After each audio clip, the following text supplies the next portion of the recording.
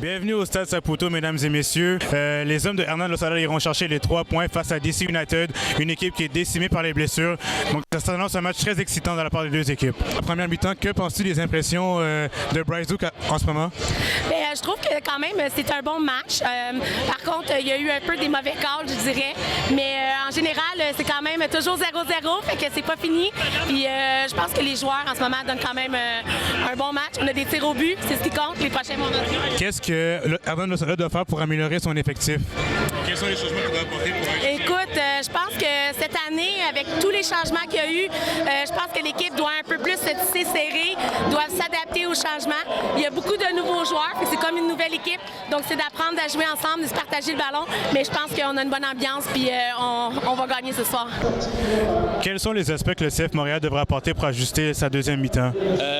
En ce moment, on a beaucoup la possession. C'est un peu triste, mais on ne concrétise pas vraiment. Fait qu'il faudrait vraiment améliorer, être plus décisif vers l'offensif, être plus persistant. Donc, peut-être tous trouver des trous. On a les trous, mais on ne prend pas nos occasions. Et que penses-tu de la performance de Bryce Duke en ce moment? En ce moment, on ne pourrait pas dire le contraire de dire qu'il joue mal, parce qu'en ce moment, les deux tirs du CF Montréal, un cadré, un non cadré, ça vient de lui. En ce moment, il fait beaucoup d'appels, il trouve beaucoup les gens. Il semble un peu déçu par moment, mais en ce moment, c'est définitivement un de nos aspects les plus offensifs. Et est-ce que tu crois que le CF Montréal peut sortir avec une victoire aujourd'hui? On espère. Ça va être difficile. Ça va sûrement être un match de 1-0. Ça va être pas beaucoup d'offensif d'une part ou de l'autre. Mais si on peut trouver un but, ça va se finir 1-0 et ça va finir comme ça. Parfait. Merci beaucoup, Mathieu. C'est à toi. Donc le match, je trouve qu'il était beau. Les deux équipes ont fourni un joli match. Cependant, il y a eu des tirs qui n'ont pas été cadrés. Mais c'est pas grave. En fait, pour les prochains matchs, je pense que c'est la finition qu'il faut améliorer, surtout du côté de l'Impact du CF de Montréal. À part ça, les deux équipes se sont données. Bravo au coach, bravo à tout le stade et vive le Québec. Est-ce qu'il y avait des points positifs malgré la défaite? Malgré la défaite, oui, il y avait des points positifs. On peut voir qu'ils ont fait des bons jeux d'équipe, ils faisaient des belles passes, la communication était présente. On peut voir que le coach a bien fait son travail pour ce qui en est de la communication des joueurs. Pour vrai, la deuxième mi-temps était bien jouée quand même, on n'a pas eu de chance. C'était très bien, j'ai bien aimé. Puis c'est ça, j'ai perdu les mots parce que je viens de voir Wayne Rooney, il vient de passer à côté de moi. Avec des émotions fortes, hein? Avec des émotions fortes. Il y a Wayne Rooney, Benteke, il y avait des grands joueurs aujourd'hui. Merci Montréal, merci Saputo, merci vous aussi les gars. Et qu'est-ce qu'il fallait, selon toi, quel a été le moment déclencheur de la rencontre? Qu'est-ce qui a fait en sorte que ça a basculé de l'équipe adverse? Je sais pas, c'est ça le foot frérot. Des fois tu gagnes, des fois tu perds. Donc tu as un parti pris pour Benteke? J'aime bien Benteke, bien sûr, c'est un très grand joueur, donc on a pu voir les touchés de balle de Benteke, c'était cool, magnifique. Quelle a été ta prestation par rapport à tes impressions par rapport au match? Ça a été difficile, hein. Je pense que des deux côtés, ça a été difficile de construire le jeu, des deux côtés.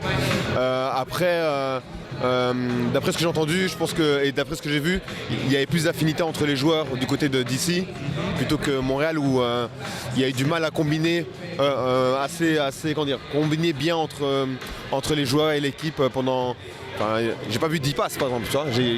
On a eu du mal à voir 10 passes. Il manquait des automatismes en fait. Ouais, il manquait d'automatisme, je pense. Et là on les voit s'entraîner, donc j'imagine qu'ils sont déterminés à changer le coach, et tant mieux. Et est-ce qu'il y a des points positifs malgré la défaite? Ouais, j'ai beaucoup aimé numéro 15. Il était pas mal, il était assez juste. On l'a pas beaucoup vu, mais il était assez juste dans son jeu.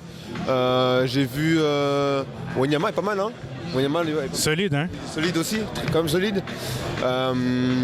Donc il y a quelques éléments sur lesquels je pense qu'on peut bâtir des belles choses. Le match, c'était pas le meilleur match. C'est la première fois que je viens voir l'Impact depuis cette année ici, depuis l'année passée, j'ai pas eu le temps. Mais là, on commence par première visite, c'est une défaite, ça fait mal un peu, tu vois. Mais je pense qu'ils auraient beaucoup mieux pu faire. Je pense qu'il manque un peu la création dans le milieu de terrain, il manque un peu du jeu. Tu sais, on joue beaucoup en arrière, des fois on lance des balles inutiles. L'attaque, il n'y a pas vraiment eu de tirs vraiment encadrés, il n'y a pas eu de danger, tu vois.